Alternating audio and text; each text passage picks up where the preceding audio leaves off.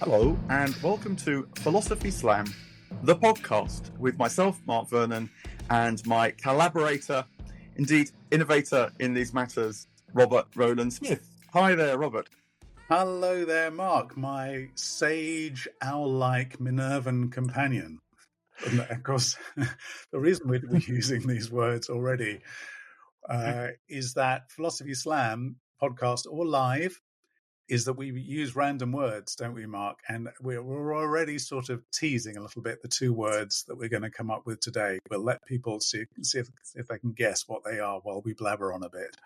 Because what happens is that we meet together like this online, and it's a version of what we do on stage in front of people, where the audience calls out single words, and then we riff on those words. We draw on philosophy, of course, but we draw on psychology and spirituality and literature and etymology and whatever springs to mind as the power of that word meets our minds, and find that words are very remarkable.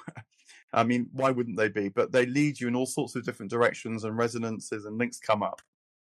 But for this particular gathering, Robert consulted his trusty online random word generator and indeed came up with a couple of words which we're going to use in a moment or two. That's right, yes. So sometimes, when we do this thing live, we get the audience to call out a random word. And in fact, we're recording this on a day when we will be performing live at Soho House in White City. Soho House is one of our most regular clients. We're very grateful to have them, obviously. And today I just entered I called up the random word generator. It came up with two words. First one was innovation.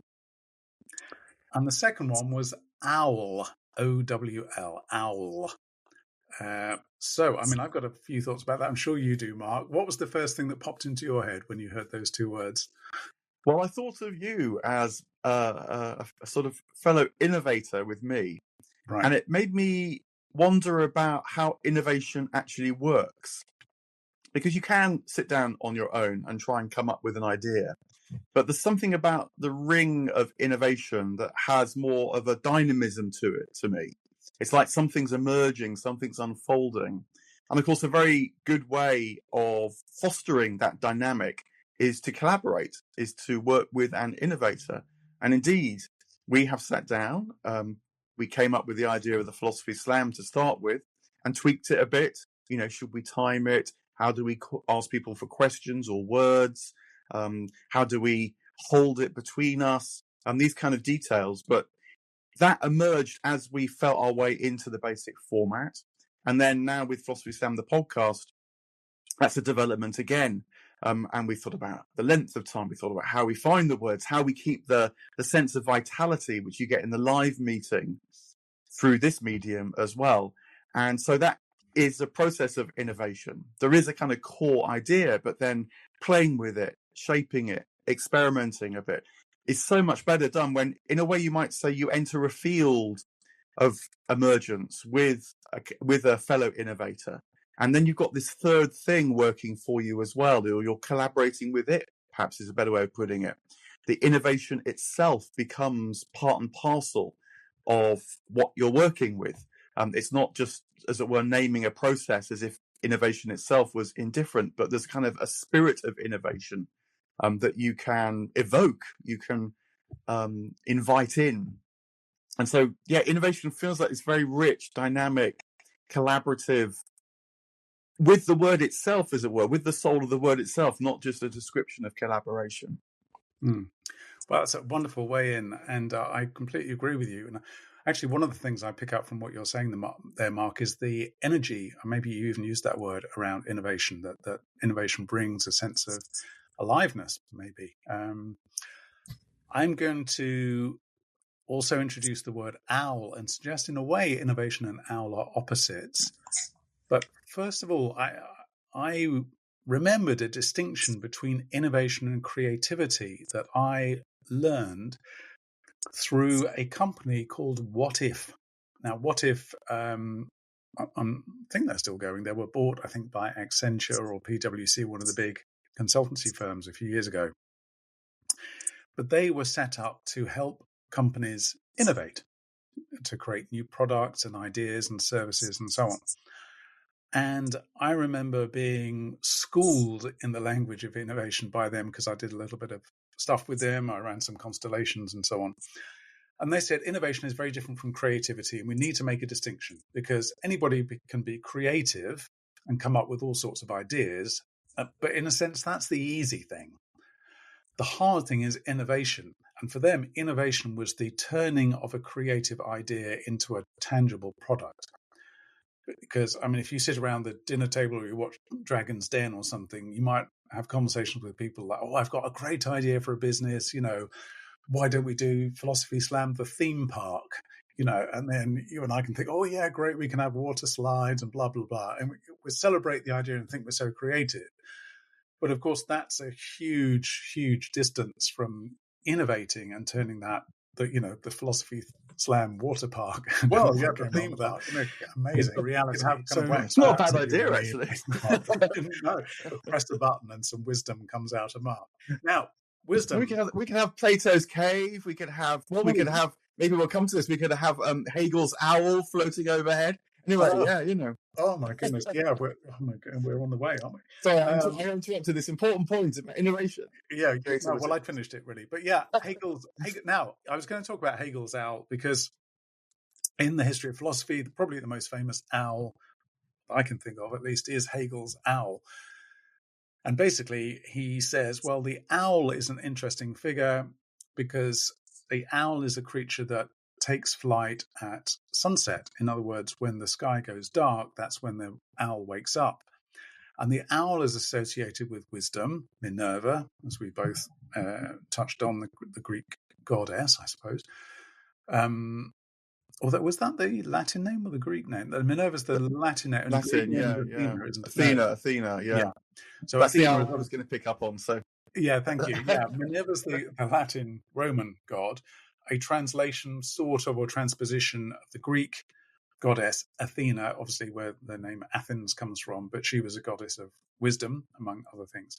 Anyway, the owl we associate with wisdom. Hegel says, well, yes, because it's only at the end of the day when things go dark that we are able to collect the thoughts and reflect back on what's happened, actually. So wisdom is something that happens at the end of the day, if you like. It's a reflective process, and we only know things almost too late. I mean, you can obviously play this with this idea a lot. Whereas innovation, of course, I'm saying is sort of the opposite, because innovation is about creating something new, and you don't know things at the beginning. And in a sense, that's part of the joy of innovation, that you don't have experience yet, and you are like the fool in the tarot card. You're sort of stepping off a cliff, and so it's sort of in a certain sense, you can oppose these two things: innovation and the owl. I like that. I like the idea that innovation has this kind of unknown quality, and you're kind of staring into the shadow rather than the light, but hoping to bring the light to it. And I wondered about this association with Athens through the goddess Athena. So Athena was the goddess that Athenians would have spent perhaps more time than any other relating to. Fostering a relationship, sustaining a relationship with. It's very remarkable. There's a wonderful, wonderful book by a chap called Greg Anderson called The Realness of Things Past. And the premise is our forebears spent a lot of their time, and indeed their economic activity, relating to the divine in one form or another. And we now, these days, are rather inclined just to brush it aside as foolishness that we've risen above. But if you take that engagement with things seriously, where does it lead you? If you treat things of the past real, hence the realness of things past, what does that tell you? And he's very fascinated, particularly by Athens, because we know a lot about Athens and its so-called golden age, and what up to 40% of their time and economic activity was about, therefore, if it was about the private libations in the home or the big city festivals, or, and then figures like Socrates getting into trouble to the point of dying because they seem to be treacherous through introducing new gods to the city. What's that seriousness about? And it particularly fascinates me because Athena, I think to most Athenians, would have been known in her form as the goddess of war. She would have been in the Parthenon, this very famous statue dressed in her armor and so on. And of course, in this Golden Age period, 5th, 6th century BC, Athens really was known because of being the head of the Athenian Empire, which reached right around the Mediterranean, and quite a brutal empire as much as anything else.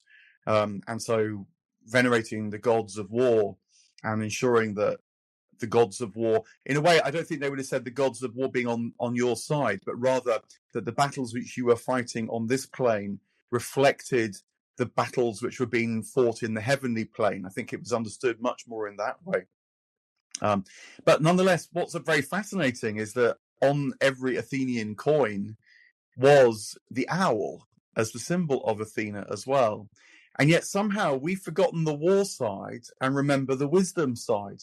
And it's almost as if the wisdom side was in the shadow of the war side for most ancient Athenians, except for this figure, of course, that I mentioned already, which is the figure, the child of Athens that we remember more than any other, which is Socrates. And of course, we remember Socrates as giving birth, innovating in this field of philosophy, as Plato, his disciple, called it. Or actually, I think I did the other day that actually maybe Pythagoras coined the word philosophy. But anyway, that's moot.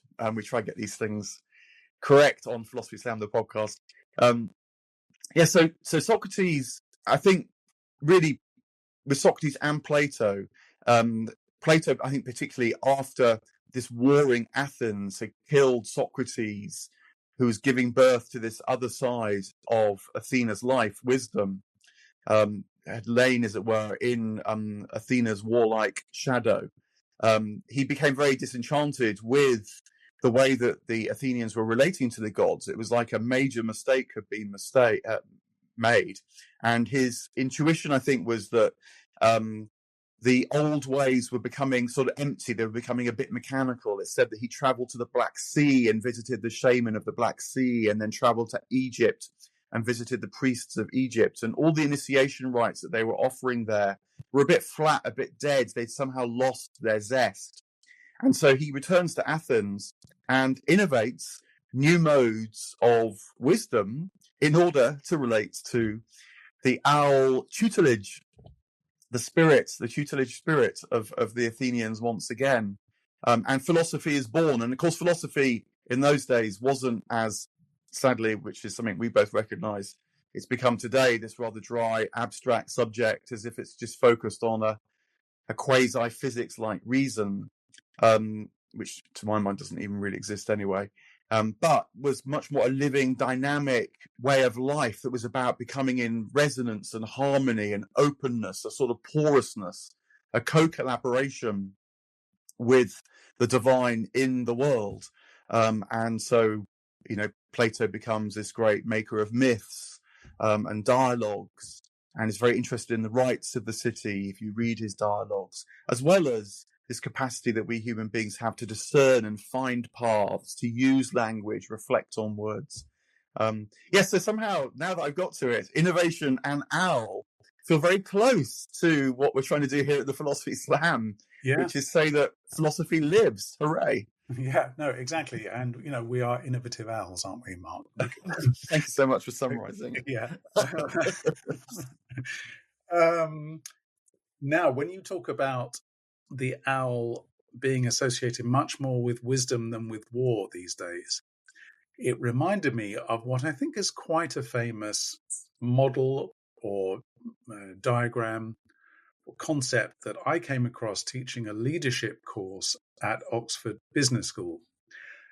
And this is known as a 2x2 or a matrix, where you combine two axes. So let me try and explain this as simply as possible, because normally it's presented as a visual, and we're not doing visuals here. So imagine there are two main axes. One is integrity, and that's a vertical axis, and you can have high or low integrity. So Mark, clearly you're a person of very high integrity. And then you can have, as an horizontal axis, not integrity, but political nous, your ability to read a situation. So apparently these things are opposite, because, integrity, we think of something moral and upstanding and ethical. And political nous we think of as a bit more conniving and less ethical and so on. So if you can imagine you've got a vertical and a horizontal axis, they cross over one another to create crosshairs in the middle of the screen. That produces 4 quadrants now. So there, and the bottom left of that quadrant, you've got low integrity and low political nous. And in each of the 4 quadrants, there's an animal associated with it. And clearly, you know what the punchline of the animal is going to be in this. So low integrity and low political nous is the donkey or the ass. High integrity but low political nous is the lamb.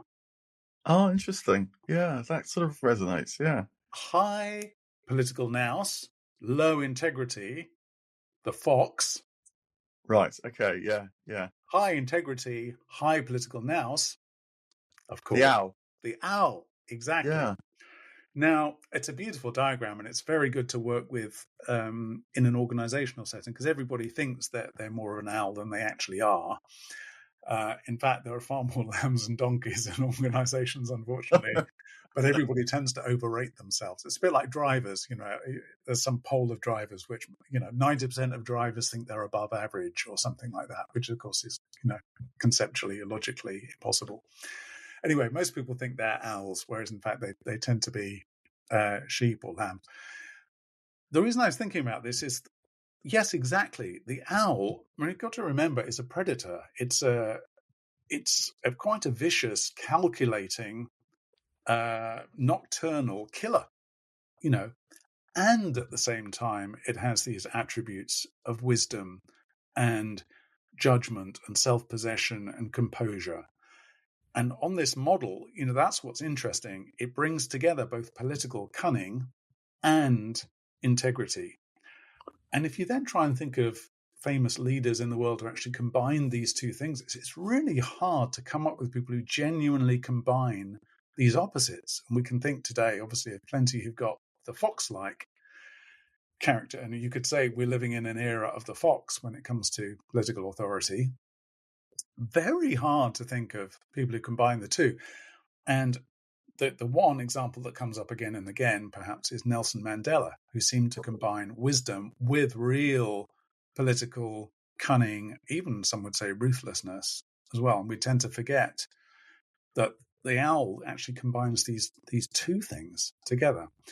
And I'll pass it back to you, Mark. But, if you wanted to put innovation somewhere on that grid, you might associate it actually more with the lamb, because there's an innocence to innovation, because you're existing in a time before experience. I'm thinking of your work on William Blake when I say that, of course, and the lamb and innocence and so on. Anyway, so that came to mind. It's quite an interesting model. It is. And I was trying to remember the exact expression, but in the Gospels, Jesus tells his disciples to be as innocent as lambs and as cunning as wolves, I believe. The animals may not be quite right, but it's almost like reaching towards that 4th quadrant of the owl. And yeah, I think that makes a huge amount of sense. I like your use of the word ruthless as well, because one of my favorite psychotherapists, Donald Winnicott, he wrote quite a lot about ruthlessness and how actually being ruthless is a developmental stage above a kind of passivity where you are more driven by, say, rage, because you're either getting or not getting what you want. Whereas ruthlessness brings a kind of activity. It demands something of you, actually. But ruthlessness is not wrecking. Ruthlessness is knowing what you need and taking. And the child has to reach that point where they know what they want and can take, so that they're less passive and less dependent. It's a stage towards a kind of interdependence for him. And a difficulty with ruthlessness, actually, he writes very interestingly about this, can show up in all sorts of ways. One of the ways which, I've noticed is in terms of writing. Because if you're writing something, you have to be ruthless to be a good writer. You have to be able to chop and to cut and to remove and to focus. And that means letting go of all your darlings, as they're called, the turns of phrase which you thought were amazing and yet are actually extraneous and would just confuse a reader. So, ruthless this is perhaps somewhat underrated, except by the owl, of course. Yeah. And I guess the innovator that actually can bring something to manifestation and not just hang around in the world of wonderful creative ideas. So, Robert, that's tremendous. We've linked innovation and the owl. I mean, it makes me think, once again, the random word generator, it's amazing what it throws up for us. It is amazing. And we should stop. But just, do you know, I mean, ruthless means somebody who lacks ruth, presumably. I assume that's where the name Ruth comes from. So somebody who has ruth is the opposite of the ruthless. In other words, somebody with mercy or pity or something like that, I assume. I mean, it may be a loose connection, but... No, but Winnicott does talk about the stage of ruth and the stage of ruthlessness. So I guess that's right, yeah. Brilliant. Well, Mark, this has been a very innovative 20 minutes or so with lots of innovation and wisdom in it. And I thank you very much for that, Mark. Now, if you want to follow up with either of us, please do. You can comment on YouTube, obviously, as you normally might do, and subscribe, all those good things. Mark has an amazing website that details his extraordinary back catalogue of books, including a wonderful book on William Blake, which I really encourage you to read. If you only read one book on Blake, you must read Mark's. It's definitely the best. And let me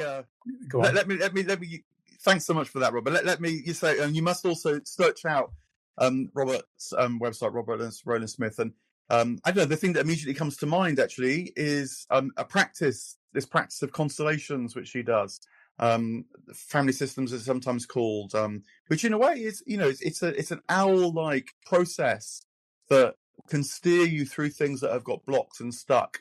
And he even has quite divinatory cards now as well, and which stem from this practice, and you can find details of those cards online as well. So, do look into the shadows and the hinterlands of Robert's work as well, and you'll find all sorts of fascinating things. Brilliant. Thank you, Mark. So this was Philosophy Slam, the podcast. You can also see us live at venues coming to a mega arena before too long. Presumably it won't be long, Mark, before we have Taylor Swift as our kind of warm-up act. Well, let's persist with the innovation and see where it leads. Yeah.